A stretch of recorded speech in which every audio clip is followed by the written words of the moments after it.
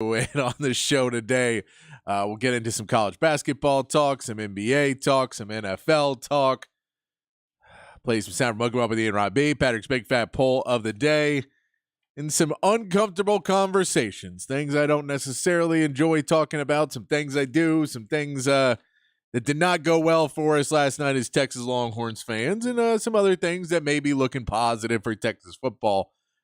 We'll get into all that on the show today, including your text messages. 512-447-3776. 512-447-3776 is the text line. You guys drive the show. We just try to keep it on the rails. That means whatever you guys want to talk about, we try to get to every text here on the show so we can get you and talk about what you guys are talking about out there in radio land. All right. I did want to bring up, I just have a question for tonight. I think I've got this down. I think I've done enough of these, but I have not been to one in a while. I am not a big dinner party guy. You know, I enjoy being invited. I enjoy hanging out with my friends, but a dinner party is it's never been my scene. You know, it's where you sit because then you sit and it depends on who you sit with. You don't really change up the conversation. You're kind of with the people, and I like to mingle. I'm a mingler. You guys got any So I want to know if you guys have any dinner party or dinner conversation, not dinner party, but just like a group dinner advice. Got good conversation tips? Because all I talk about is sports. And you can't do that at a group dinner. I can't break down the NFL playoffs at a group dinner. That's not what people want to have. So let me know about that in the text line. If you got good advice for what you should talk about at dinner parties other than sports, because I'm pretty clueless at this point in my life.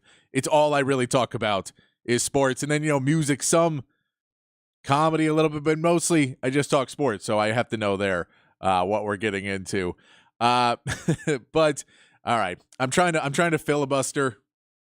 I'm trying to avoid the conversation that none of us want to talk about because things did not go the way we were hoping for last night at the Moody Center.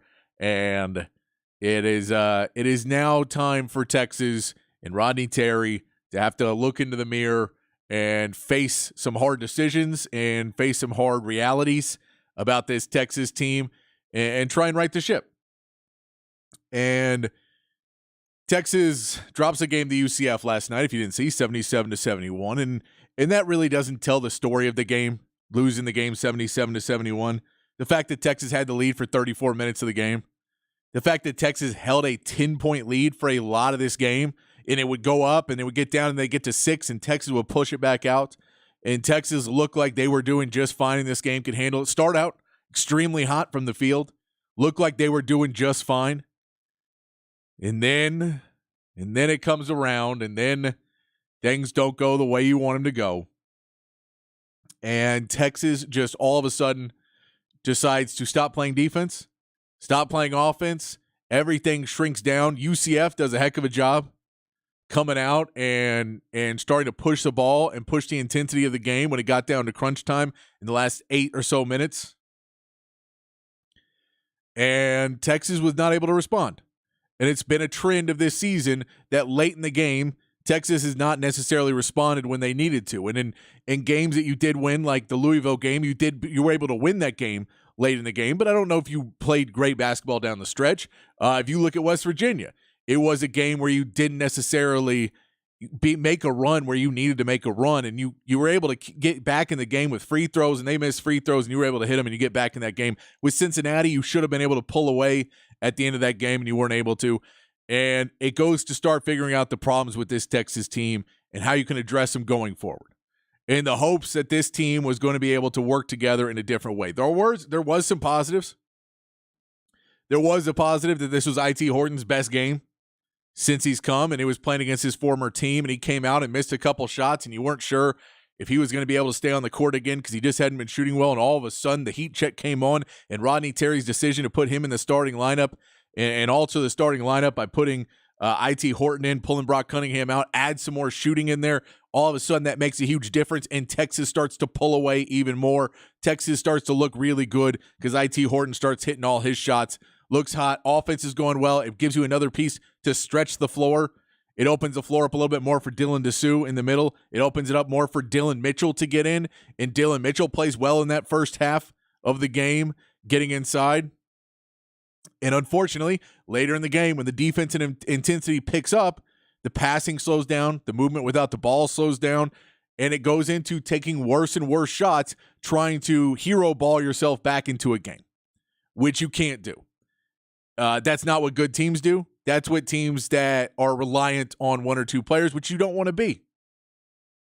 However, you've gotten that way because Tyrese Hunter disappeared again in clutch moments and just wasn't, dribbles a ball off his foot, does a couple things where he's just not there in the clutch moments of the game. Dylan Dessou gets in foul trouble, picks up some stupid fouls, which he's gotten over. He was doing that a lot his sophomore season. He was getting into a lot of foul trouble, and it was a big problem that he would go in there and just pick up stupid fouls. He started picking up those fouls again, reaching his hand over, putting a left hand out, which, by the way, Shedrick does all the time. He goes up strong with his right and puts his left hand out, and he doesn't foul with his right hand, but he always fouls with his left hand on the body. You have to stop doing those types of things because they're just fouls. You're not preventing anything with your left hand. You're bracing for yourself, but you're committing a foul, and you can't have those kinds of penalties where you're getting down and making stops and there's going to be contact. You just have to take the contact. I know he took contact a number of times in the game and not always good, but you saw a Texas team that just did not seem to have the heart and fire down the stretch. It didn't seem to have the ability to flip into another gear later in the game. It seemed as if they were fine and they wanted to keep doing what they were doing. There was no urgency in this Texas team, and it was a total failure by pretty much everybody on the court and off the court.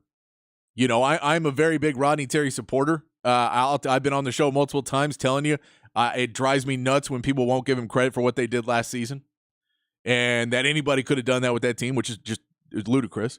But this season, he's going to have to go in and start to fix what he's doing wrong. He's going to have to take a deep breath, look at this, and realize it's not going to be as easy as just putting the guys on the court and they're going to do what you need them to do. You're going to have solutions for when the three-pointers dry up. You go 10 for 26 from three. You shoot 50% from three in the first half, 31 in the second half. You got to be able to hit your threes to win games if you're Texas. That's the way this offense is set up. Set up to spread the court, get Dylan Mitchell ability to get inside and score, and to get Dylan Dessou ability to get inside and score. That's what this offense is supposed to be set up to do. And you need to be able to hit threes so everybody does not collapse on you. So the zone has to play true, and you can shoot them out of zone defenses because you can get open three-pointers, but that's Tyrese Hunter, that's Max Abmas, that's I.T. Horton, which is why I.T. Horton got in the lineup, because they want to be able to shoot those threes.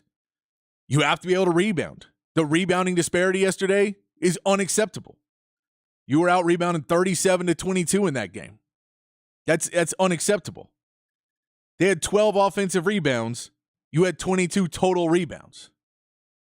You can't do that. 18-12 is your offensive versus your defensive. On that side of the court, there was 30 misses. They got 12. You got 18. That's not good. You have to be able to box out. And we talked about this yesterday. They're a good rebounding team, but this is everyone box out. This is understanding your opponent. This is not doing we're just going to play our game and it'll work, because it didn't work.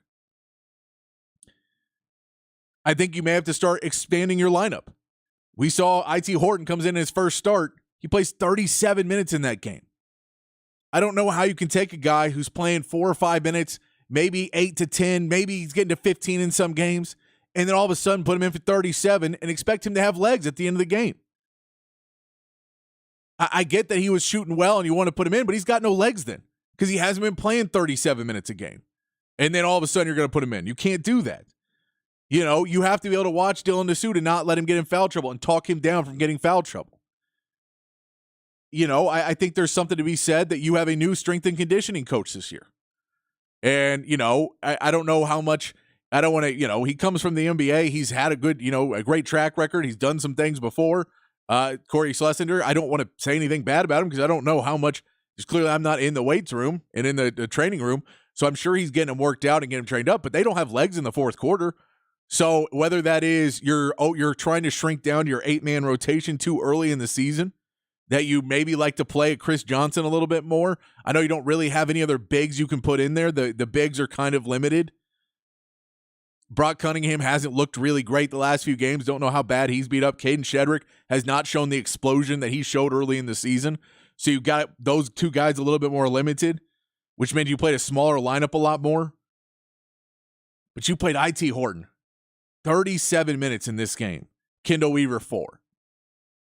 And I mean, I get Kendall Weaver makes mistakes. I get he's young, but he's got, at least got urgency and intensity like a lot of guys don't. And I know Max Abmas is the guy.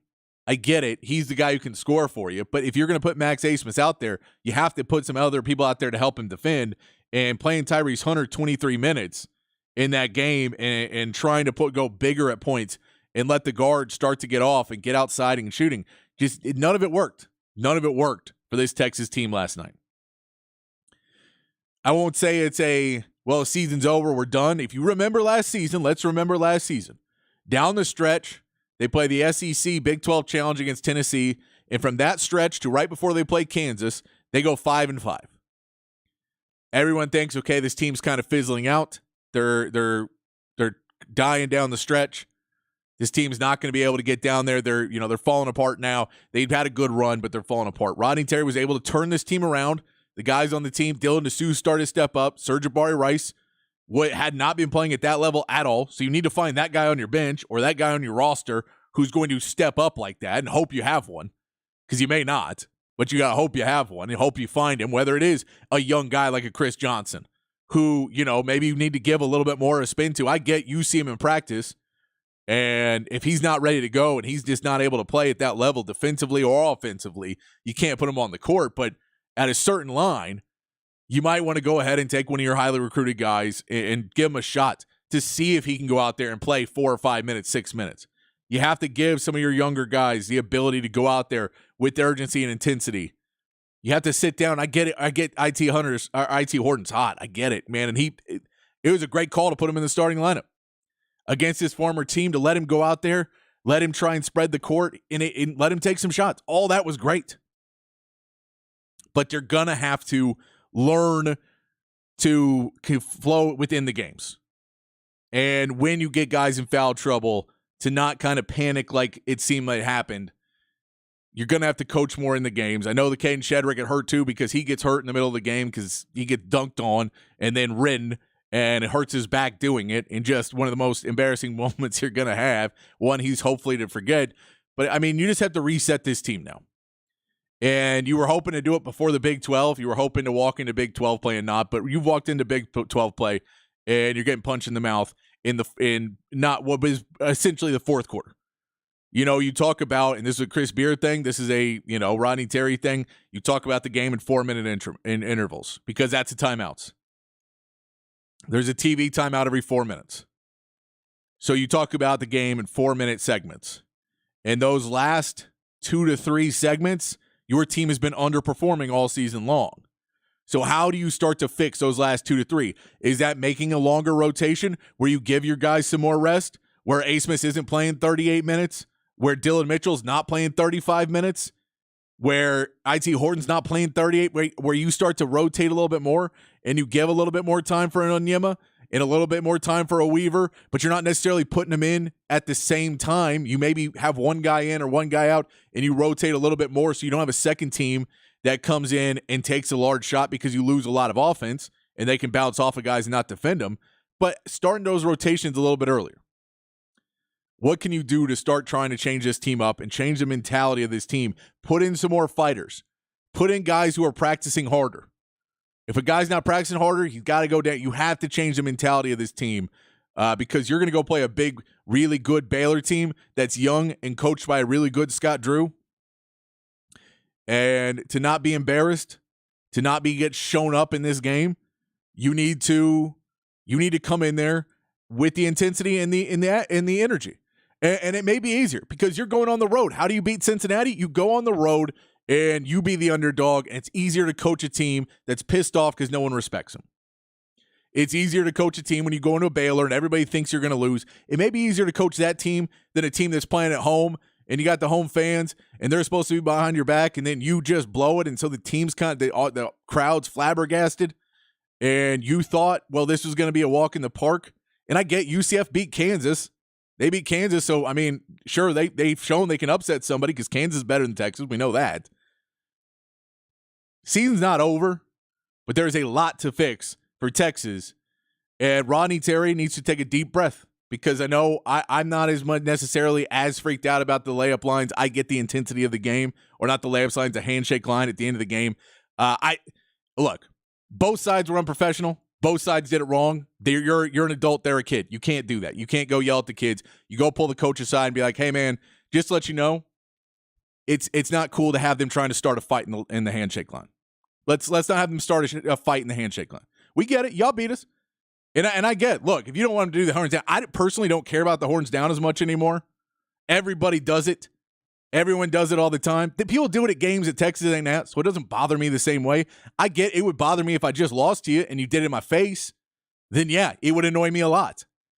And I think that was kind of the point, was don't do it at our players right after the game. But at the same point, that's not how you deal with that thing. It's a bad look, and it's clearly a point of things are piling up on Rodney right now. And I can tell you just from our text line, he doesn't have any fan support. He has probably 30% fan support, and the rest of you would hope he fails. I'm sure there's at least 20 or 30 people on our text line that would be fine if he lost every single game by double-digit points until he got fired, so you can go hire somebody else. And you don't care about the players, you don't care about the school, you don't care about anything. You want to see Rodney Terry fired. I know it's an exaggeration, but you're not thinking that way. You're not thinking, hey man, let's try and turn this around. Let's try and support the team. You don't have to support Rodney, support the team. And hope that this turns around against Baylor. Let's keep supporting this Texas basketball team because you can tell the pressure is stacking up on these kids, on this coaching staff right now because they're underperforming. They played a bad game. They coached a bad game. Everything was bad about it. You have to be able to turn that around if you're Texas. You have to be able to turn it around, but they did it last year. 5-5 near the end of the season. I get they're 1-3. I get it. 5-5 near the end of the last season. And you're able to come back, get back into it, win the Big 12 tournament, go in, make it to the Sweet 16. Elite 8. I mean, not shortchange. Elite 8. You go on that run. It's possible to turn this around. But you need to start finding something in these players. And when Brock Cunningham is not playing good and Brock Cunningham's not playing tough, and everyone's afraid to get a foul call on them now, so they're playing a little bit more timid because they were getting in super foul trouble every game, fine. Foul out of every game, and then go to the press and say the Big 12's screwing us. We're fouling out of every single game. They're clearly calling everything on us and not on the other team. I'm fine with that more than not playing defense, not playing physical. I'm more fine with that. Go get every player thrown out, get every player to foul out of a game because they went up, and then go review the film and tell me if that was a well-called game. That's better for me than not playing defense because that's just not okay. And not going for rebounds, not boxing out, all that, unacceptable. Unacceptable what happened at the Moody Center last night. Things need to change. I believe they can. I believe they will. You got a big matchup with Baylor this weekend, so we'll see how they respond there. We'll get to the text on in a minute. I see you guys in there. I haven't read it yet. I'll read them during the break. We'll get to them, and we'll get to them next. But I appreciate you guys texting in. 512-447-3776. Let's talk a little NBA. Calm down. Talk a little NBA. And then we'll take a quick break. Couple of recaps of last night's game. Spurs lose to the Celtics. Not a huge surprise. Celtics have been dominant at home. Wemby puts up 27 points in that game. Spurs lose 117-98 to the Celtics. This Celtics team is looking legit right now, playing really well. They have another question if they're going to be able to pull this off in the playoffs. But at the home court advantage right now for the Celtics is second to none. The Rockets do drop a game to Knicks 109-94. Van Vliet, it was basically your only guy who can shoot from the three-point line. Rockets have some similar issues to Texas that when their three-point shot is not there, they have a really hard time spacing the floor, making any room. They need to get a little bit more aggressive with guys like Jalen Green and Jabari Smith, who are really talented players. But you kind of have a guy in Şengün who wants to have the ball a lot. Fred VanVleet wants to have the ball a lot. You need to get some of your young, good players a little bit more involved in this offense and a little bit more demonstrative, calling for the ball, trying to make their own plays. Julius Randle and Jalen Brunson both put 31 for Randle, 30 for Brunson. The Mavericks lose to the Lakers, 127-110. This was a game of readjusting. Kyrie Irving had been playing great basketball with Luka Doncic out. Luka Doncic returns, puts up 33 points. Kyrie Irving only 12, though, in that game, and doesn't play great defense. Clearly not as thrilled coming back and playing with Luka. I know we can get into all of that another time. I don't want to yell about another thing right now, but D'Angelo Russell puts up 29 points in the game. Lakers shoot 53% from the field, 43% from three-point range. Defensive effort not there for the Mavs last night at all. And this is in Luka's return. Luka is not a leader who's going to play a ton of defense, especially coming off injury. And if guys are going to follow his example, like a Kyrie is going to follow, he's probably not going to play the same level of defense. Tim Hardaway Jr. may not play the same level of defense. If they watch Luka not doing it, they want to be the stars too. They may not do it at that level too. And if you have not heard, there is a big deal. Amazon has helped save Diamond Sports. Why this is important? It means that you may be watching your games on Amazon Prime sooner rather than later.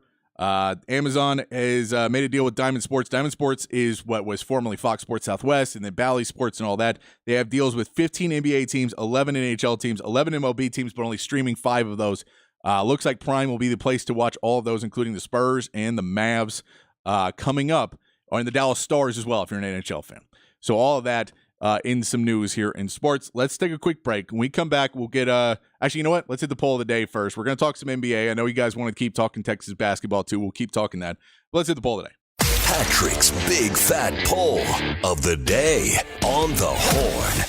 512-447-3776. 512-447-3776 is your text line. We did hear the news that Mike McCarthy will still be the Cowboys coach. We will get more into that in the 5 o'clock hour, but I want to ask you, what is Jerry Jones' worst decision as owner? And I know you're going to say buying the team. He wasn't the owner when he bought the team, but what's Jerry Jones' worst decision as owner? I'm not saying this is it. Just curious if you guys, the Cowboys fans out there, vent it out. What's your view of the worst decision of Jerry Jones as the owner of the Dallas Cowboys? Let us know there. We're going to come back. We'll get into it. Text line's open. Play some sound from me and Robbie as well. We come back here on the Sports Complex on the Horn 1019, AM 1260, the Horn app, and hornfm.com.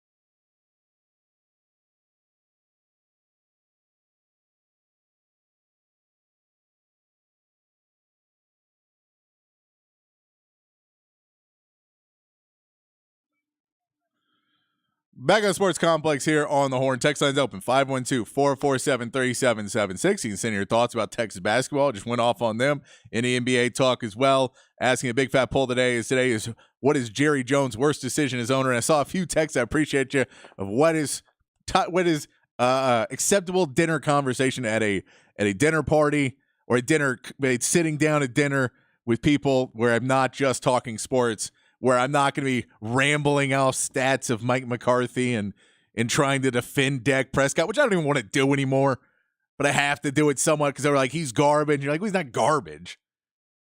You can say he may not be the guy at Dallas. It may be time to move on, but not garbage. Come on.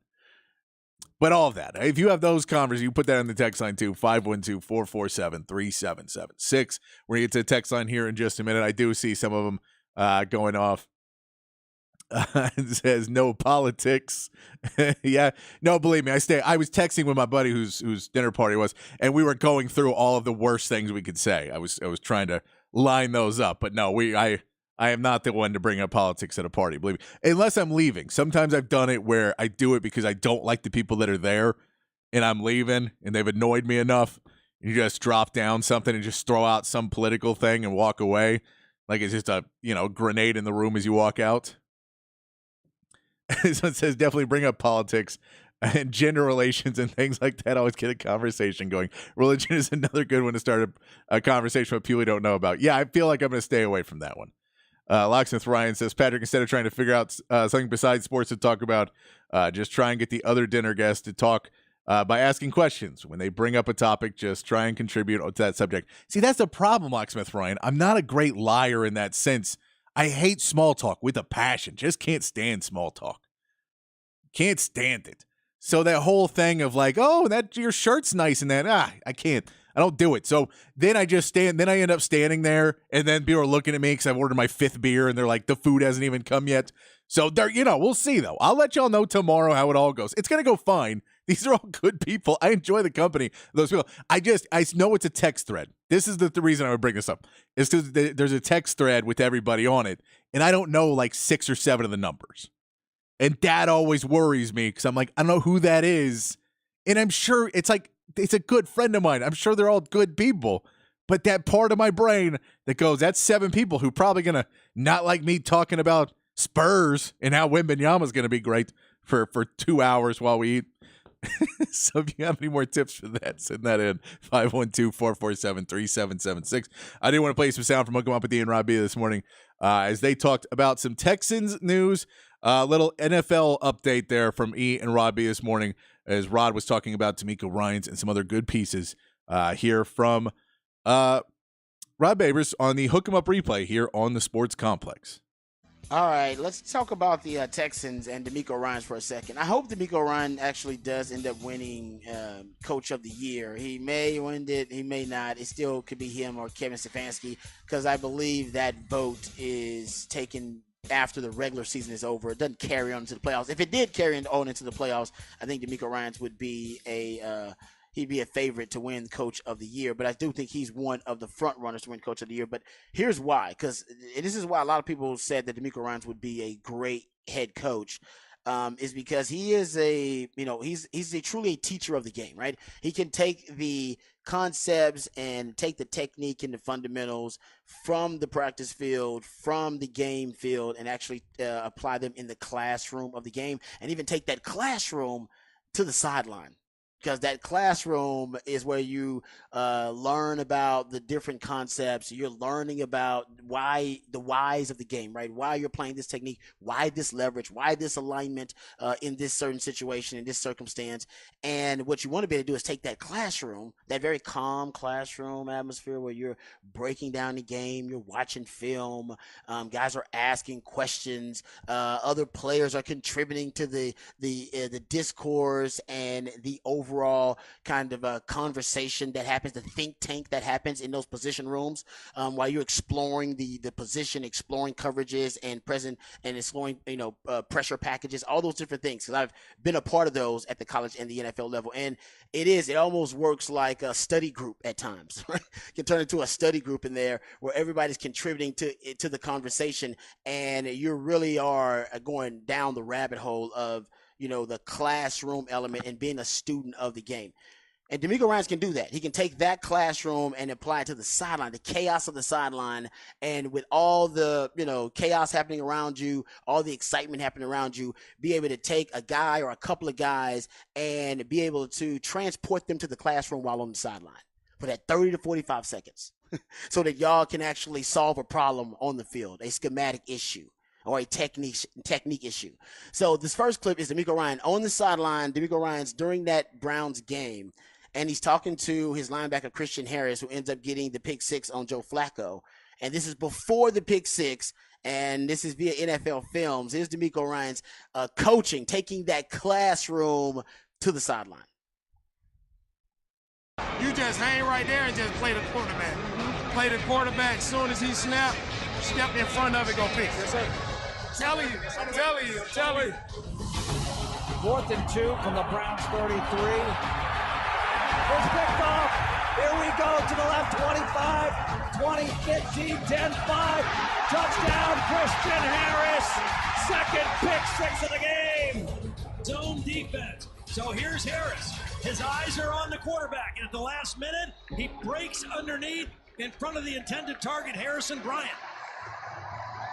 Let the run go for it. I know. I'm sorry, baby. It's it's exciting out here. I don't want to hurt you. I got you. Yeah, please don't. Sorry. You just hang. Yeah. And here's DeMeco, because afterwards he was asked about it because it became such a big deal that he essentially foreshadowed and was prophetic in his coaching critique of Christian Harris. Here is DeMeco Ryans after the game talking about how proud he was of Christian Harris for being coachable. Everything. It's what I truly believe in. My philosophy of coaching. It's all about developing young men, Todd, and to see. It's not going to be perfect. It's not going to be all pretty from the start. But to see a guy like Christian grow throughout the entire year, to see him have that same play a couple of weeks ago versus the Titans, right? And we're able to kind of correct it. And, hey, this time just make sure you step in front. And to see that moment just happening as a teacher, as a coach, there's no prouder moment when you see a young man step in and make that play, take the coaching point to heart, and actually execute it the proper way, and for him to make the biggest play of his career. And I'm so excited for Christian, so proud of him, right, for just making a big play. And I tell guys, it's not when you try to chase big plays, like they don't happen. Everything. It's what I truly believe in, my philosophy. Thanks, Ty. And that's DeMeco Ryans. I mean, and it makes sense too, because DeMeco, even when he was with the Texans, there's a lot of stories. I remember Matt Schaub telling a story of how annoying he thought DeMeco Ryans was, because every time they sat down for lunch or after every practice, DeMeco Ryans would sit down with him and want to talk about the adjustments, want to talk about the checks and the audibles that the quarterback made, the sight adjustments. The quarterback's brain. Yeah, the sight adjustments. Somebody else who does this, sidebar, Jalen Ford. Yeah, Jalen Ford's big on that. He'll go talk to the quarterbacks after practice. Hey, why'd you check to this play? What were you looking at on that play? Were you looking at me? Was I the reason? Was it my alignment? Boom, boom. Students of the game, right? But he's one of those coaches, man, that, and like I said, he was doing this even as a player. He was trying his best to take the game to the classroom as much as he could. And then as a coach, you take that classroom to the sideline. And then you're still able to teach, just like he did in that clip, in 30 to 40 seconds. Hey, a guy being coachable. Hey, this is the adjustment. You got it. You know why we're doing it? Okay, go out there and execute it. Beautiful. Well, and think about this, Rod. I mean, for folks who don't follow the Texans, Christian Harris is out of Alabama. He was a third-round pick. Really talented player. Young, though. He's only 22, 23 years old. But he plays a position that DeMeco played. So, he's kind of taking him under his wing to try to – his problem is coverage. His problem is trusting his eyes. His problem is, all the things you're talking about. And to see and to have him listen, and they missed the play 2 weeks ago against Tennessee, but this time he hit it. Got it. And give DeMeco credit knowing that – because that came off of the other pick six. And he knew they were going to this umbrella shell defense. And he obviously, from his own film study, knows okay, Cleveland's going here. Yeah. and Joe Flacco doesn't even really read anything. No, he just as soon as he sees it, he's throwing it. So be ready. Be ready. We've worked on this, Christian. He's not going to see you. Just look at him and then step in front. And it's going to be there. It's going to be there. And so what a trust that builds for a player to his coach too, Rod. No doubt. Because this is the Texans have a lot of young building block players that they want to grow. and this is one of them. I mean, this is a linebacker they took in the third round that they are hoping comes along and becomes one of their best defensive players to go with, the Derek Stingleys and the Jalen Petries and the Will Andersons and those guys. And that's what they're trying to build. That's the exciting part about the Texans. They got a bunch of dudes 25 and under. They do. Who are all growing up together. And that's the crazy thing about the Texans. I got another clip that I want to get into here in regards to the DeMeco Ryans conversation, which we'll get back to. But a stat that I thought was interesting about the Texans, since we're talking about them, there was I think Bill Barnwell did it. He published the snap weighted age, adjusted age for every team. So it's based on snaps that were played more so than anything.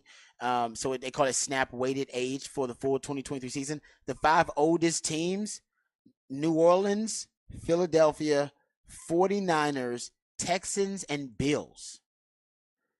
And it's not the core. It's not the young core, because they're all, hell, you're going to have a rookie quarterback. All right, he's young. Will Anderson, he's young. He's a young core. A lot of those guys are young. But in terms of the veterans that are playing around them, though, all of the mercenary deals that Nick Caserio signed with guys, some of the veterans they brought in on the lines of scrimmage, mostly offensive and defensive lines, that's made the Texans. That's why it's crazy. The Texans are actually one of the older teams. You're looking at snap weighted age adjustment for the oldest teams in the league. They are one of the older teams. So when they start building the lines of scrimmage with younger players, stuff like that, it's going to be amazing how much they can expand this window, this championship window, this opportunity. And that goes to Nick Caserio and the guys you're speaking of. Dalton Schultz is a veteran player. Sheldon Rankins. Yeah, some receivers Collins, they got in. Shaq Mason they signed in free agency to play right guard for them. He's been around a while, 3 different teams. 27.1 is their snap weighted Jimmy Ward, age. Jimmy Ward, who we brought in from San Francisco, is a veteran player. But yes,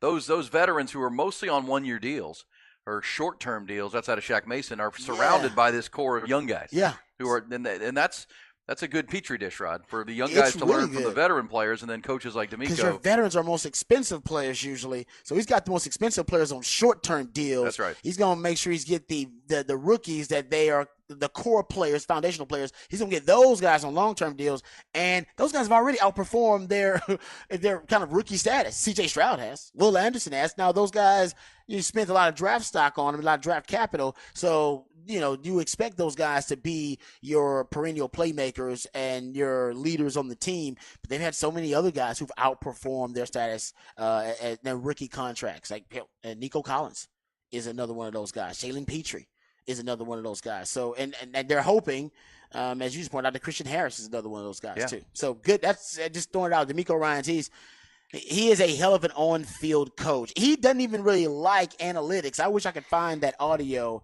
of him when he was asked about analytics. I have to go back and try to find it. But he was asked about, hey, do you do any, data science, kind of data mining on these teams, trying to figure out trends and patterns and tendencies? And I'm sure they have them on their staff. Every team does. But he said, no, I build my game plans on what the film tells me. That's it. I'm watching film, and eye and sky don't lie. I base everything on film.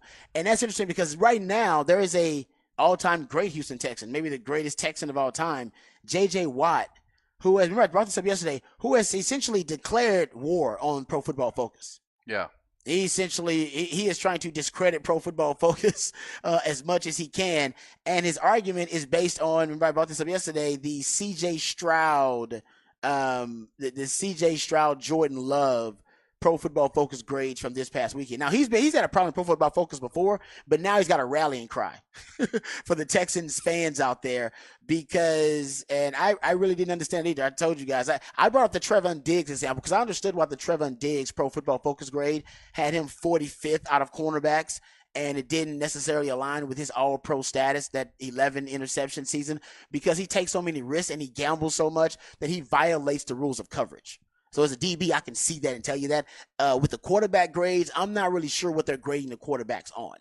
And J.J. Watt, I don't know if he knows this. He knows how either, but considering that there was basically a doppelganger stat sheet from Jordan Love and C.J. Stroud, nearly identical stats.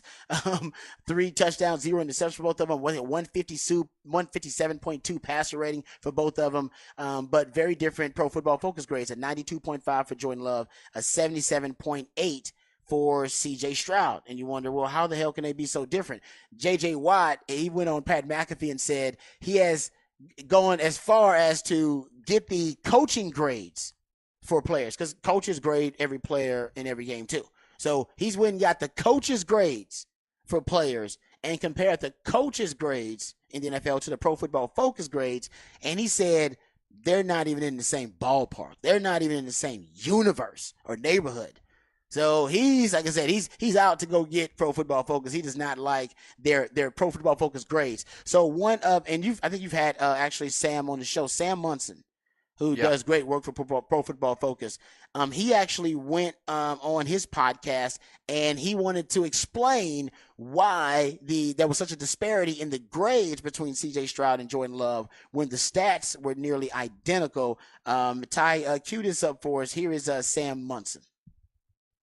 I think the biggest differences would be starting with C.J. Stroud had a turnover-worthy play in there. Jordan Love did not. We had a dropped interception. Pretty bad decision by Stroud. I think it was early in the game. They both had 2 big-time throws, so there's not a huge difference there. I would say that the biggest difference is 2 of Stroud's 3 touchdowns were, beyond his control. We had a screen pass, and we had a 77-yard touchdown on a, wide open pass in the flat.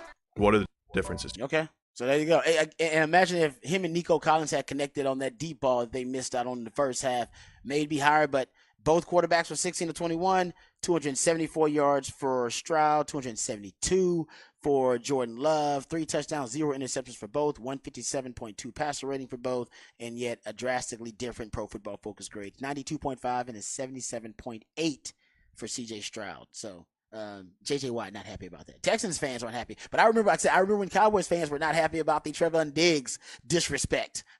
So some guys are just outliers. They don't align with the Pro Football Focus grades or their algorithm, whatever it may be. But you know who doesn't give a damn?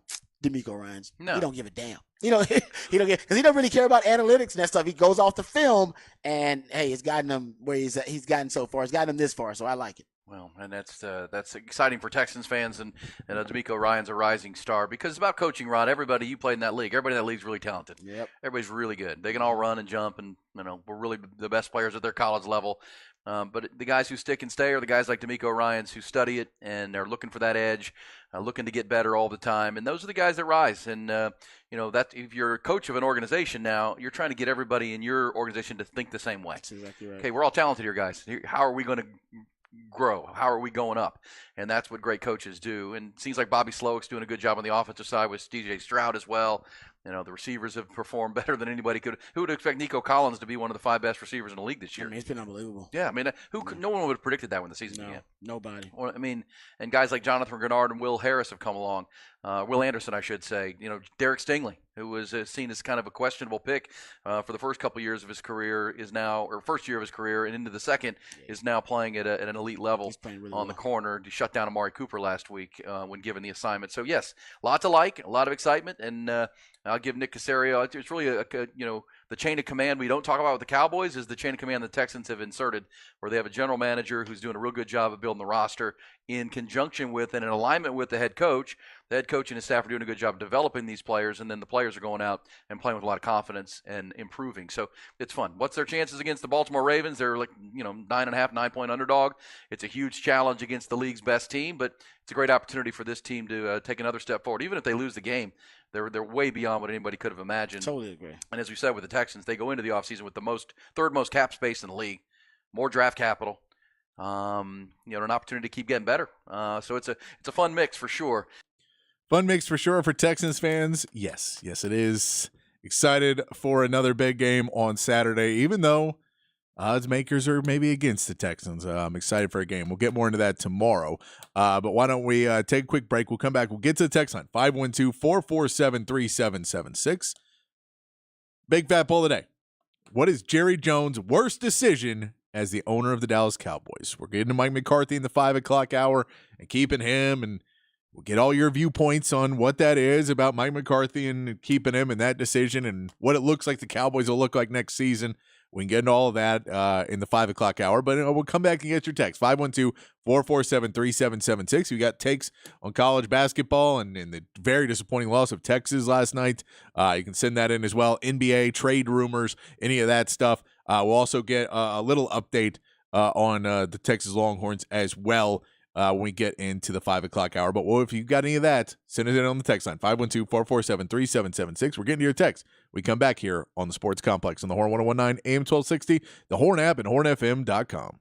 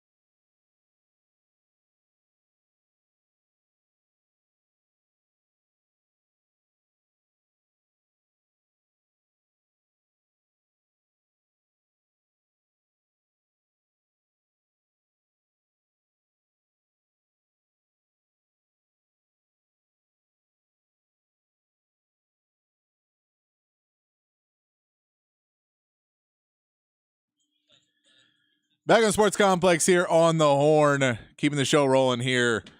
We'll get to the 5 o'clock hour. We'll have some Cowboys talk, some more NFL talk as well. We'll get into it with your text and whatever you guys want to talk about in the 5 o'clock hour, including right now. We'll get to the text line. 512-447-3776 is the text line number. We do get a texter saying, you and RT enjoy the NIT. He's not the right man. I still disagree. I still, it'll always boggle my mind that people will just be like, he had nothing to do with that run at the end of last year. And that he made it to the Elite Eight, but we should have fired him and hired Eric Musselman or somebody like that. Because I'm hoping you mean, if you mean like Calipari, you're out of your mind. But if you would say like a Musselman or somebody like that, then I'm fine with Musselman. He's all right. I don't know if there was a coach out there that was the automatic, oh man, you got to hire him coach. I don't know if that exists in college basketball. And still, the belief that from some Texas people that Texas is ever going to get like the top basketball guy, the top basketball coach to come to Texas, I just don't ever think it's going to happen. It'd be cool if it did. The Moody Center is a big step towards that, of making it more of a basketball school and making it so it's more there's more incentive for basketball players and basketball coaches to come here. But I'm still not sold on the fact that people are going to, leave a Kentucky or a Kansas or a North Carolina, Duke, those major schools that are UConn that are really synonymous with basketball schools. I don't know if anyone's going to leave those, but that's just me. Asking poll of the day, asking what is Jerry Jones' worst decision as owner? Text says, not even a close second, parting way with Jimmy Johnson. Cost Jerry and the Cowboys a dynasty and another 2 Super Bowl wins. I think, just the fact of what he could do in his mind for football, that was crazy firing him. Yes, I'm with you on that one. Trading Amari Cooper, that is the most recent, completely dumb thing he had done. It's dumber than keeping Mike McCarthy. I think I can put that one out there. But yeah, it's that trading for Vic, basically saying, well, we want to get rid of him. And then just misreading the room, and everybody's getting these massive contracts that are much higher than Amari Cooper's for wide receivers, and just not reading that and thinking, oh, no, we can get rid of him and get somebody else, and not having a guy that was so talented and so good. And maybe there's some behind-the-scenes stuff with Amari Cooper, which is why he's been moved a few times, but it never bubbled over. It never made it to public consumption, if that's true. My man Chan says, Jerry Jones, number 1, a classic act with the handling of Tom Landry. Number 2, the divorce with Jimmy. And number 3, making himself GM of football operations. Yeah, none of those were good decisions there by Jerry Jones. And then with the conversation about dinner, having a conversation at dinner, don't ramble, take the time to listen to others, nod and smile. I'm not a nod and smile guy. I'm not good at it. I'm drink another beer guy. Talk about weather and music. I don't talk about the weather. It's cold, isn't it? Conversation's over. We're done. I'm not good at small talk, Chan. I'm not good. And it's tonight you're screwed, big guy. It'll be fine. I'm not worried that I'm not going to be fine. I'm just worried that there's going to be a part in it where I'm going to take over the conversation, and it is going to be a ridiculous conversation about sports. I'm trying to psych myself into not being a jerk and taking over the conversation and being like, so what do you guys think about Texans in the playoffs? What do you think about the Cowboys? I don't want to do that, is what I'm saying. I'm trying not to do that. That's what I'm going for. Another 4 for Jerry Jones from Chan as well, paying Zeke all of that money and then not admitting that he was wrong. Yeah, that's terrible. Texter says, worst decision is not hiring Sean Payton as a head coach when he could have had when he was on the staff. Yeah, that's the Texans had that one, and they finally got it right. But there's been a lot of good coaches on the Texans, too, that they passed on all of them that were on the staff and never went and got them.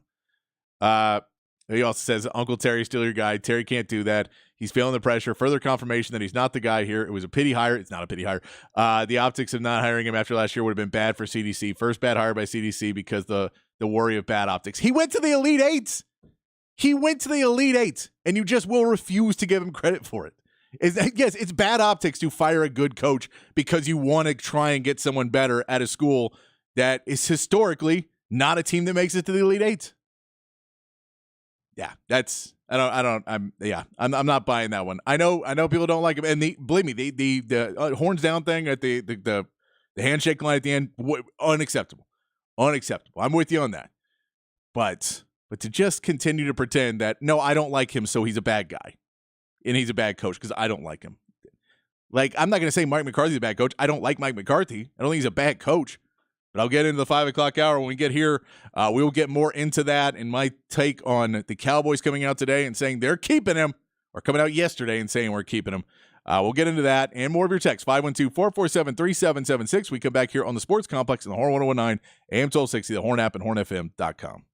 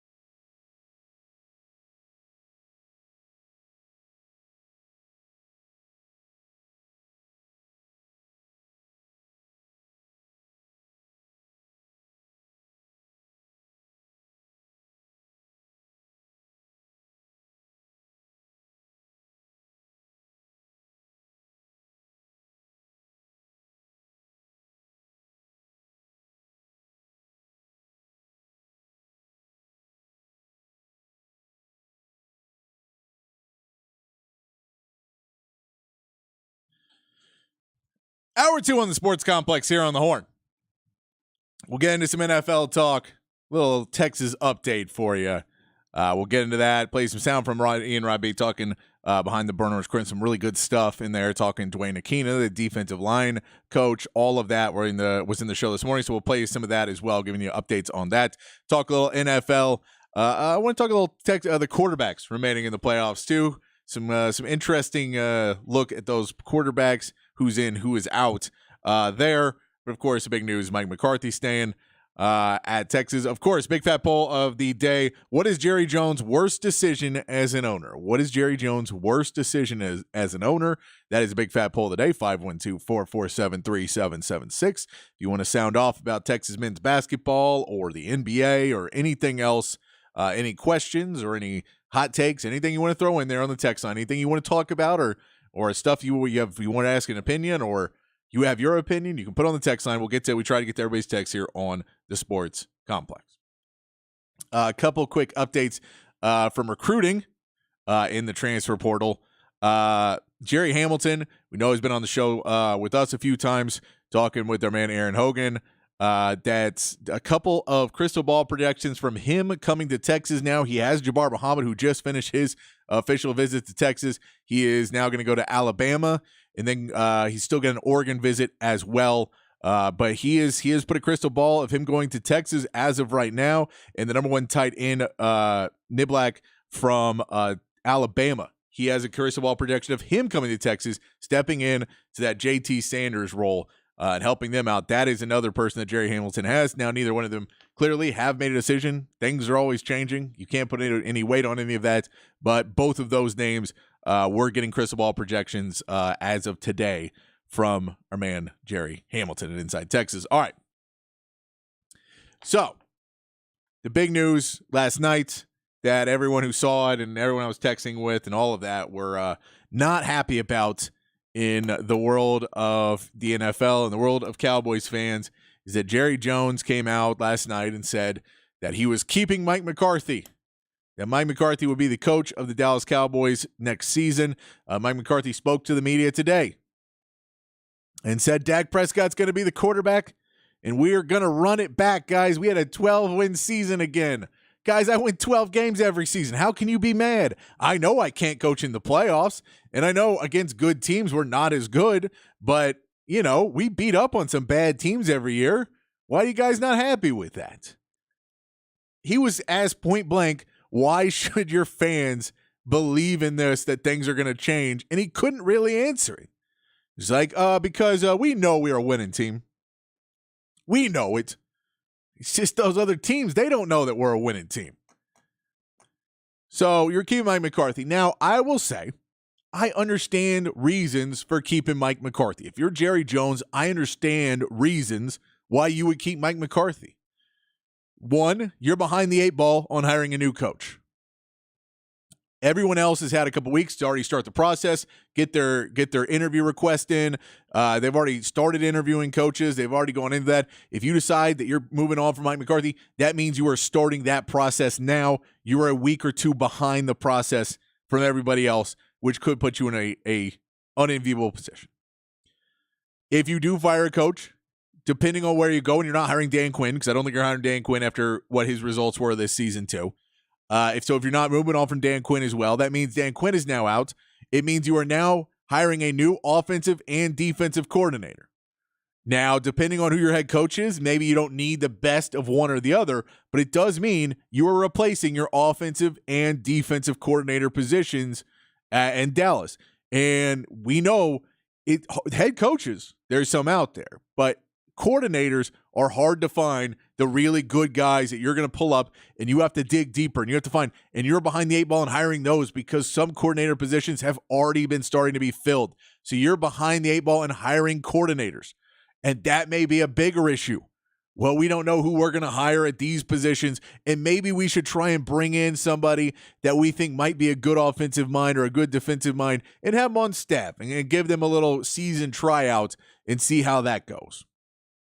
So I understand that reason why you do not want to move on from Mike McCarthy. I get the reason that because of Dak's contract, it's very hard to move on from Dak Prescott this season. He's already had to change offensive coordinators before Kellen Moore took over. He's had to change it again now that Mike McCarthy is in. He's had a good season, but with 1 year left, you may not want to bring in another coach who has to then inherit Dak Prescott for a season, then decide, does he keep Dak Prescott or do they move on from him after next season, not offer him the contract or the extension or all of that.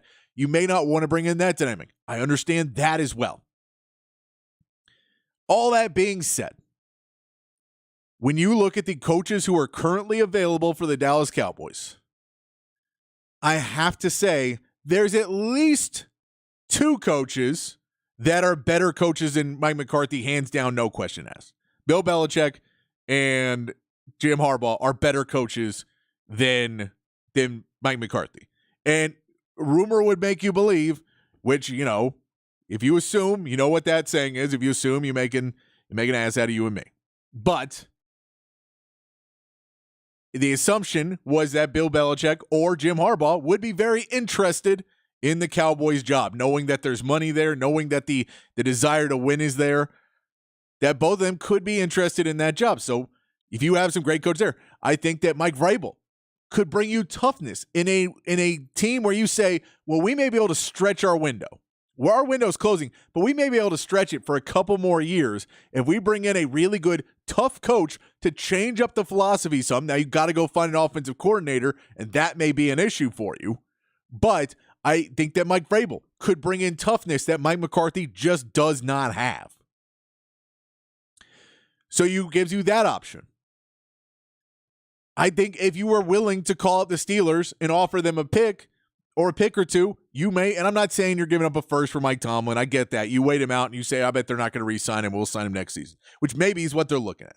But I call it Mike Tomlin, and I get Mike Tomlin's had similar problems recently, but he has a much worse roster than you do. Mike Tomlin has a much worse roster than the Cowboys have, and he's still making the playoffs. And you're making the playoffs and then losing every round. Mike Tomlin has shown he knows how to get there with the right guys. I put him ahead of Mike McCarthy as an available coach. And I'm sure there's other guys that could be better coaches than Mike McCarthy, but we don't know. So I get why you don't want to necessarily jump into the grass is always greener. I get that, Jerry. I get that, Jerry Jones. I get that you don't want to be the grass is always greener. And, well, if we go out there and try Eric Bieniemy, that may not work out for us. And if we go out there and we call up the Texans and we say we want to interview Bobby Slowick, that may not work out. I get that those types of, we may want to go get Raheem Morris from the Rams, who's very sought after. Maybe that doesn't work out. I get that maybe you want to wait another year for those. But with the names that are currently available at coach and not knowing what's going to be available next season, when inevitably Mike McCarthy will come up short again, and you will not make it to the conference championship again next season, what are you going to do? What are you going to do then? Are you going to get Pod committed and re-sign Dak and give him an extension this year?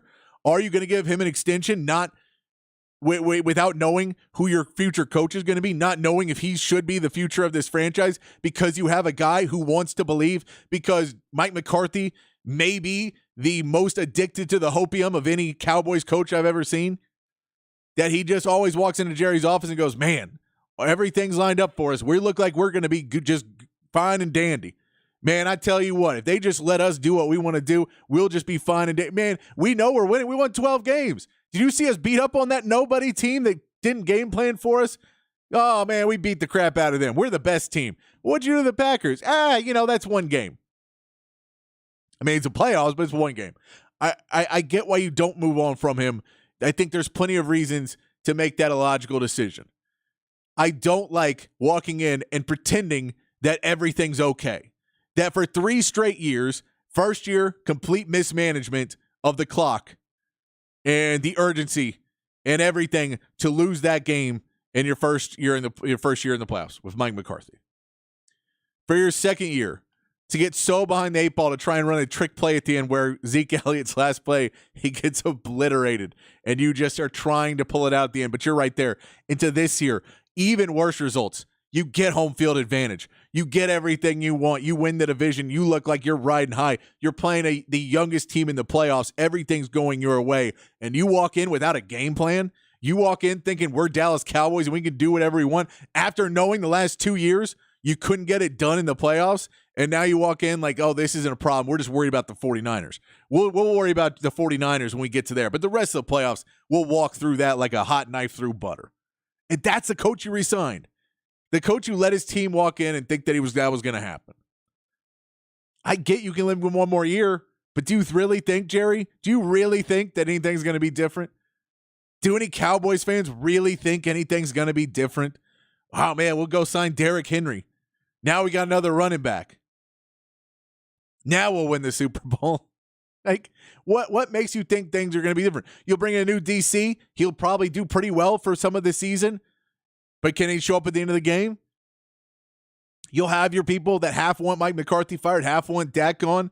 I think at a certain point, look, maybe he's just playing his odds. Maybe Jerry Jones just realizes there's not enough ill will for either one of these guys for me to get rid of them. I'll pay them the last year of their contract. I won't be stuck. I mean, Dak's dead cap money for next year is like $60 million, so I get why you're not getting rid of him. As much, it'd be great. Now, I think you need to draft a quarterback. If they don't draft a quarterback this year,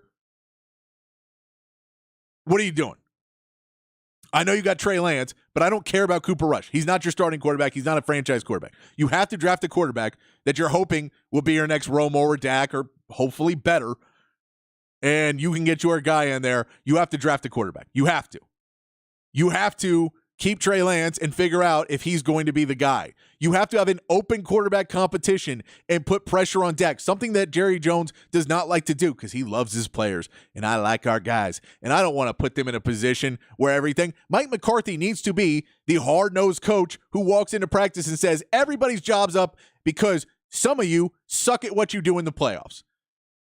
Guys like CeeDee Lamb, guess what? His job is fine because he's clearly the best wide receiver on this team.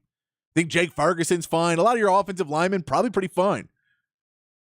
But can you get Dak Prescott? Can you put the fire under him and get him a little bit more excited about playing for this Dallas Cowboys team? Can you get that, Jerry? I don't think with all the coaches that are available this offseason that could light a fire, that could try and get this team to care about football a little bit more in the postseason, to get fired up, to understand that this is not a, well, okay, how about next year team? That you can't do that anymore if you're Dallas Cowboys. You can't keep selling this, and I know Jerry does. He's the best at it.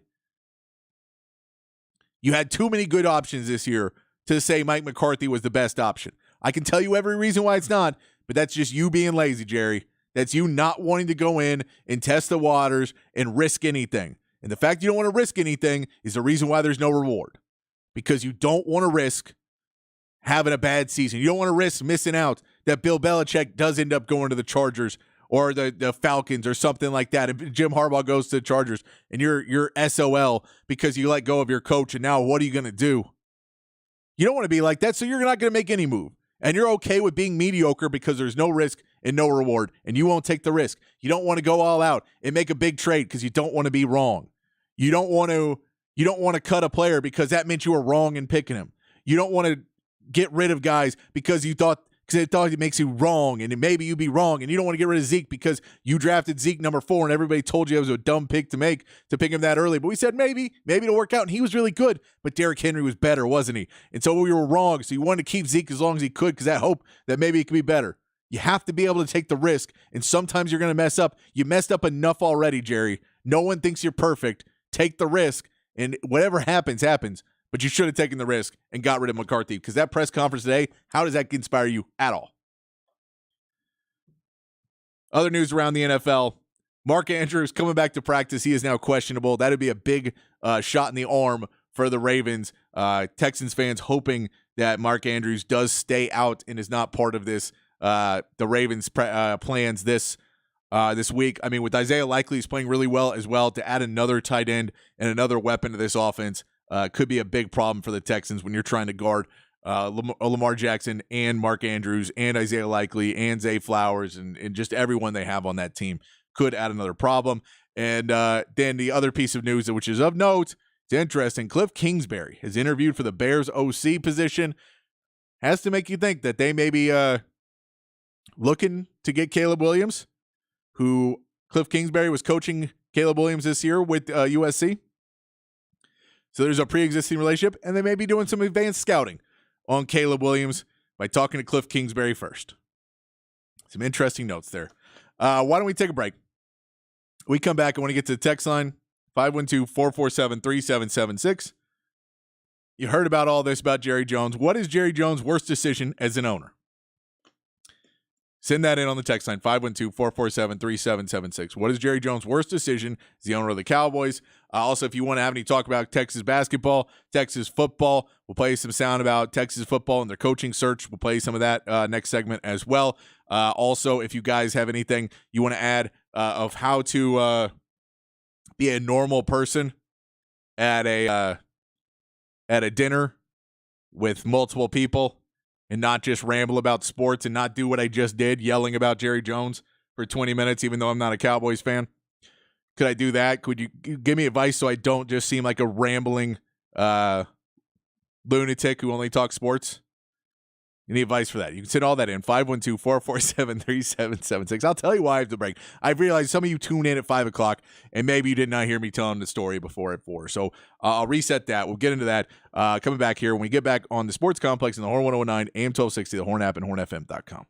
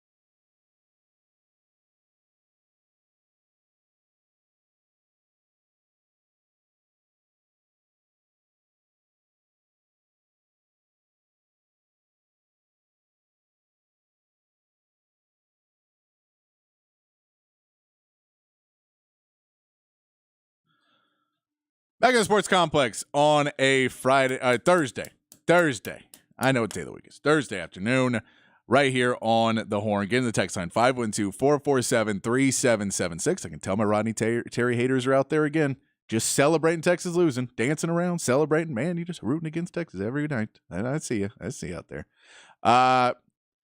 Text line's open, 512-447-3776 is the text line.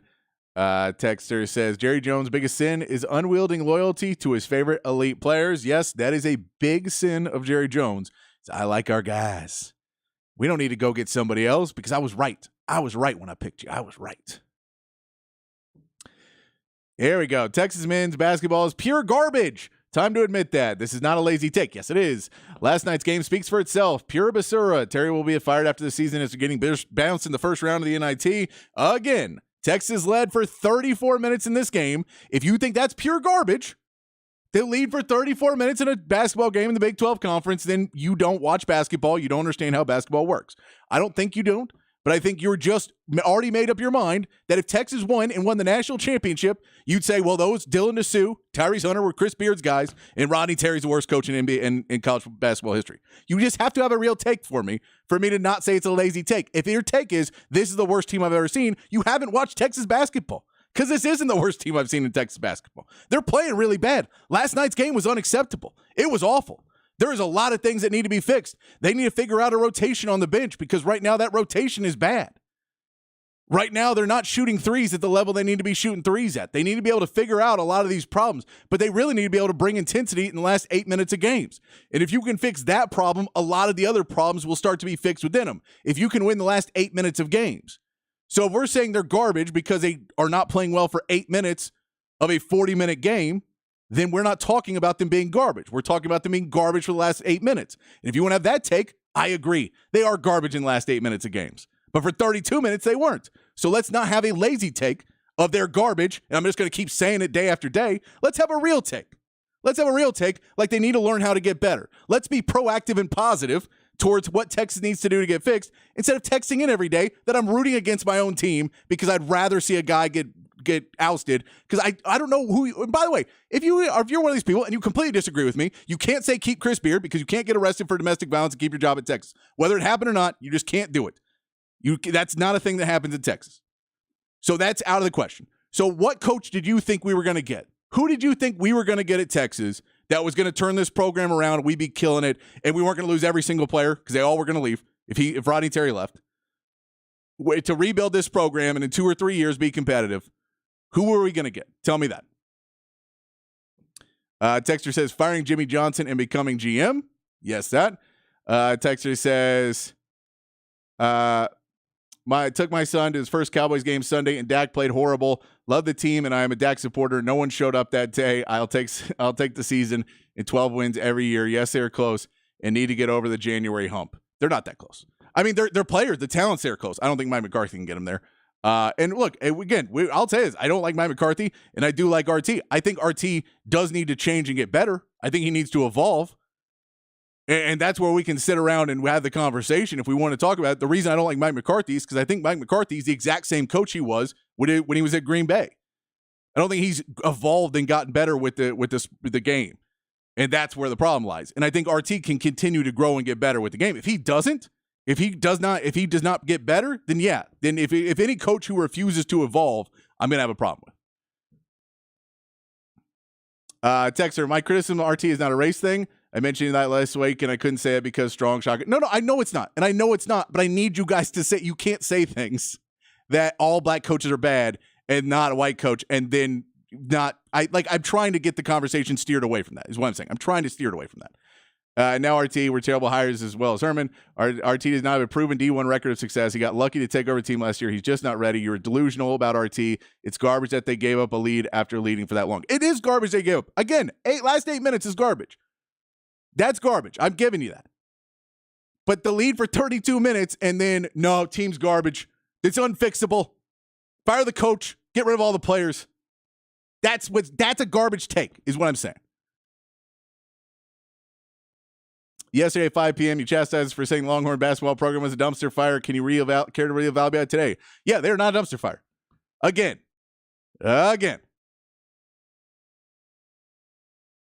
We can't just say that this team is so. Again, they went 5-5 to end the season last year. I get they're 1-3 right now. If they win on Saturday? I don't think they're gonna. I don't think they're gonna win on Saturday. If they win on Saturday, does this change your opinion, or did they get lucky if they win on Saturday? Just asking. Just asking. I don't think they're gonna win. I don't think they're gonna. I think they'll go 1-4. It's gonna be brutal. Dexter says, keep McCarthy if he re-signs Dak. I'm out. Lifetime Cowboy. Yeah, they're keeping Dak.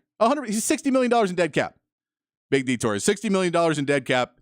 They don't have another choice at quarterback. They'd be much worse without Dak than with Dak. There is no other option right now. Now, I think you can get another. I think you have to keep Trey Lance and try and use him. I think you need to. I think you need to draft a quarterback. But I think you're going to, if he resigns, like I don't know if he's re-signing Dak, but Dak's definitely going to play this season. I don't want to see him. Joe says, how dare you play Ice Ice Baby? Now it's stuck in my head. Thanks. Look, it's because we've been playing Ice songs all week long, and so I played Ice Cube today and Ice Tea today and Vanilla Ice. Dexter says, wake up, Jerry. Yes, I get that. Right guy from next to us says, is it just me or is Rodney Terry like he should be named Gus, the owner of a fried chicken chain in New Mexico? Breaking Bad joke. Oh, yeah, I see what you're saying. I gotcha. Anyone with proven D1 skins on the wall would be better than RT. They're going to have to go back and rebuild anyway. I disagree with that vehemently. Texter says, Bill Belichick would take Dallas Cowboys' job and Jerry won't even sit down with him. He most likely would bring Josh McDaniels as the OC and probably reach out to Matt Patricia for DC. Ooh, stay away from Matt Patricia. Horrible coach. As he's the only defensive assistant of his Philly. That might actually be the worst move Jerry has ever made, unless he remembers the Dave Campo years. I'm with you. Yeah, the Matt Patricia and Josh McDaniels. But I think that's the thing is you can make it. I think you could have signed somebody. Like I think Jim Harbaugh would have been a really good hire for Dallas. But because I think he'd come in and just like he's quirky enough that it could work. He's just a weird guy enough that it could work. Texter says it's CD's fault. Yes, it is all CD's fault. Yes, I get that. The basketball player has some good players, but as a team, they're like a dumpster fire, and that's on the coach. Again, they showed progress through the game, and they didn't play in the last 8 minutes. But IT Horton coming in the starting lineup clearly was a better lineup for them, putting Brock Cunningham on the bench. They took a step forward and then 2 steps back last night. But they're growing as we go in. It is basketball. It's not football. Not every game is going to be great. You don't want to go 1-3. You don't want to lose to West Virginia and UCF. I'm with you. I'm not trying to defend this team more. I'm simply saying that the people that drive me nuts are people who walk in and say, well, we're not a number 1 team in basketball, so the team is garbage. That is going to drive me nuts because I don't think you're talking basketball anymore. You're talking fandom and no basketball. And that's what drives me nuts.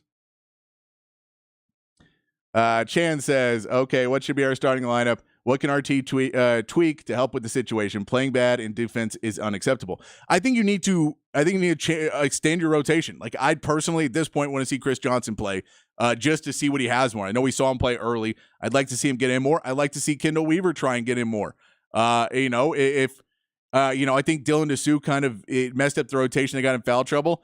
But I think that, we also saw last night, I think there was something to be said that this team has been getting in foul trouble, and guys like Brock and Shedrick and everybody kind of backed off a little bit, and you can't do that. Just keep going hard. I know Brock has gotten in foul trouble in every single game, and I guess he's trying to not get in foul trouble, but you foul out of every game. At this point, you have to go out there and go for it, but, maybe if your back's against the wall, this team can respond a little bit better if their back's up against the wall. Bebo Angel says, Jerry Jones' biggest sin is the sin of pride. He fired Jimmy Johnson and took credit for all his accomplishments. His reluctance to put him in the Ring of Honor for 20-plus years is the evidence. The consequence is not being able to replace his success with championships. Yeah, no, I agree. Again, we talk about everything. It's about evolution and growth, that you have to continue to evolve and grow as a owner, as a coach, as a general manager of whatever. And, he screwed up 20 years ago. That shouldn't still be a problem now. You should say, okay, I've learned from that. And what he learned was, well, don't fire coaches so quick. And now he's keeping everybody too long. Random texter number 69 says, if you want to add a little diversity to your mixed company dinner conversation, add Star Talk with Neil deGrasse Tyson to your podcast list. Wide range of intellectuals with humor, talking points, and conversation starters. Otherwise, keep it simple and just don't pass gas at the table. Oh, I'm gonna drink 12 beers. I'll be farting. You believe that? Pivo JK says, Patrick, you're being delusional. It was RT's job to get when the team was. It was RT's job to get this team ready for conference play, and he failed to do that. This team will finish the Big 12 with the worst record in the league. If they don't win one of the next 6, it will be a miracle. I get that they're not playing well. I don't think you guys have watched the other Big 12 games enough. Like, how many other Big 12 games are you watching? Because there is a lot of people underperforming in college basketball now.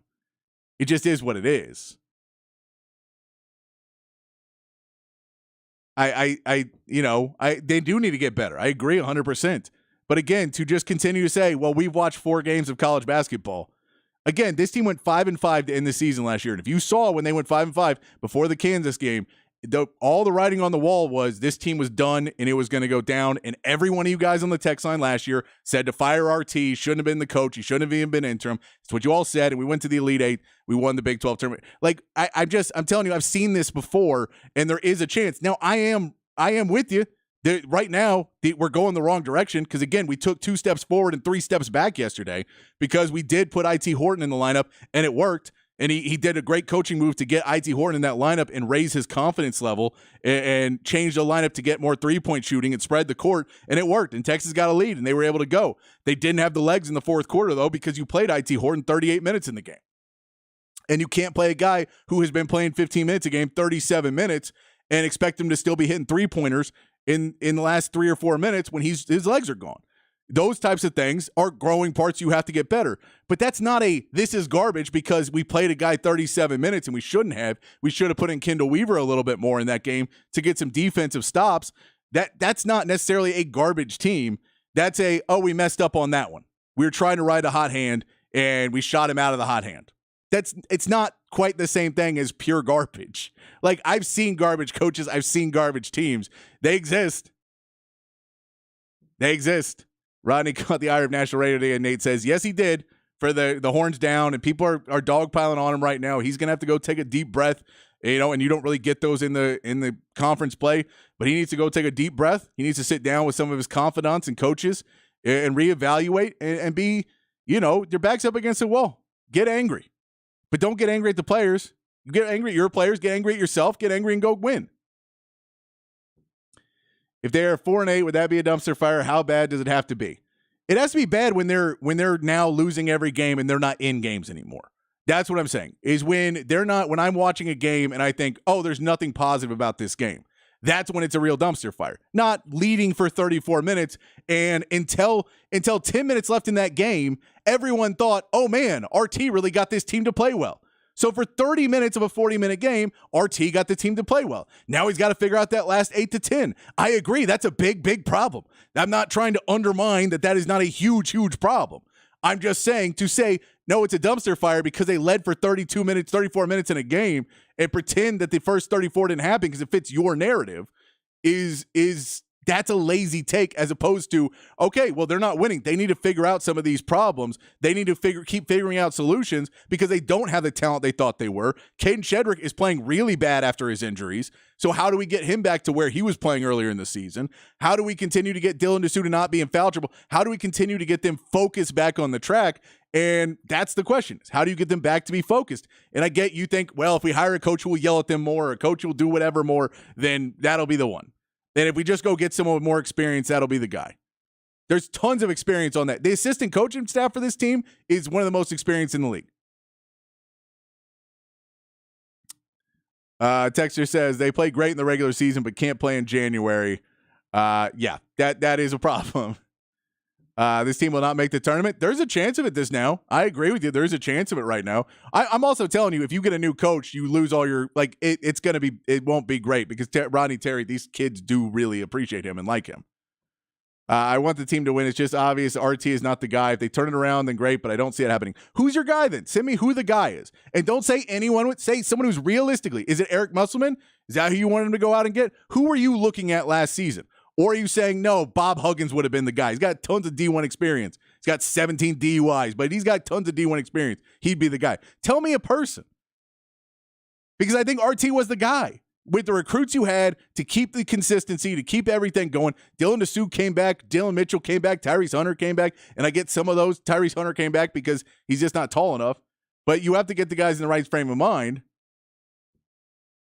Thanks, PD, from Chan. Thanks, PD. Thank you, Chan. Great show. Love the passion. Good luck at your dinner tonight. Yes. I appreciate that. True story. During a Cowboys practice when Jimmy Johnson was head coach, a promising wide receiver dropped a pass from Troy Aikman. Jimmy immediately ran up to the player, got in his face, and said, "Well, we are the Dallas Cowboys. We don't drop balls, especially when no one is covering you." Jimmy then told his player to pack his bags, and we got a little taste of that Jimmy as a head coach during his first speech at Fox Halftime Show. That is what we need from Mike McCarthy.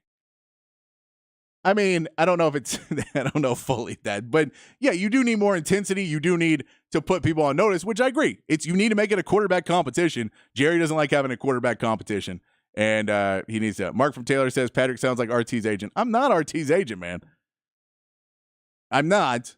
I'm not. It's not so much I'm RT's agent. I'm trying to avoid what I know everybody wants, which is let's just keep changing coaches until we get there. And, I mean, in reality, it was every year, every 2 years, it was fire Rick Barnes, and then he would do well again. And now he's doing well at Tennessee, but now he's having an off year, so they're going to try and talk about fire him at Tennessee. I get it. It's just hard at Texas. It just is. And they're going to the SEC. It's going to be a different year next year. We'll see what happens. But I get it. I get the anger. I get the frustration with it. Believe me. I just don't like the takes of we should get all these players are garbage and it's terrible. I just don't like that take. That it just drives me nuts that the takes are we're winning a national championship. We're garbage, and there's really no wiggle room in between those two takes for a lot of people. That's what drives me nuts.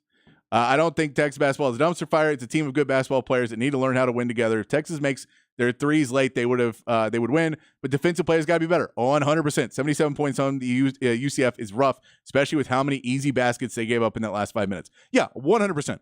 And they look like they were out of steam. I mean, how many far out dunks did UCF have? You know, again, I'll say Texas changed. Texas strength and conditioning coach left, and I think the change in conditioning clearly has some effect on this Texas team because they do look like they are not, winded and not able to play 40 minutes and 35 minutes in these games. I like this one. Coach Stark figured out how to finish games, and so will Coach Terry. I like it. All right, we got some things. You want to bring Frank Haith is already there. I do like Frank Haith being brought in. Again, bringing in good players. I like that one. And then Eric Musselman. Yeah, Eric Musselman's another good coach. I get it. We'll see how he does if he gets to Texas. But, yeah. And WPI Parts Guy, they're all hung up on their ex. They want Beard. I get Beard did a lot for this program. I understand that completely. Beard did a ton for this program. But he ain't coming back. That's a bridge that unfortunately decisions were made that he's not coming back. So if we're going to look at that in the real world of what we're doing for going forward, if you want to tell me, okay, this is the plan, let's go do this, but just texting in and going, they're garbage. I just don't get it. It's just because my way of thinking, I'm a solutions oriented person. I want to look forward and aim to how we can get better. So if you say, well, we need to play this guy more and we need to play this guy less, that's one thing. But just, well, RT sucks, season's over. I just don't like it. It drives me nuts. I do appreciate you guys texting in, though, and having the conversation. I really do appreciate it. I know I'm passionate, and I'll go at you guys, but I really do appreciate you guys texting in and go with me. I try and give you the respect of answering all your text messages, so if I get fired up on it, that is just what it is. But I do really appreciate you guys texting in and listening to the show and joining the conversation because the show works a heck of a lot better with you guys involved in it. Even if I don't agree with you, I do appreciate you being a part of it. All right, we're going to take one last break. We'll come back, wrap it up here on the Sports Complex on the Horn 1019 and 1260, the Horn app, and hornfm.com.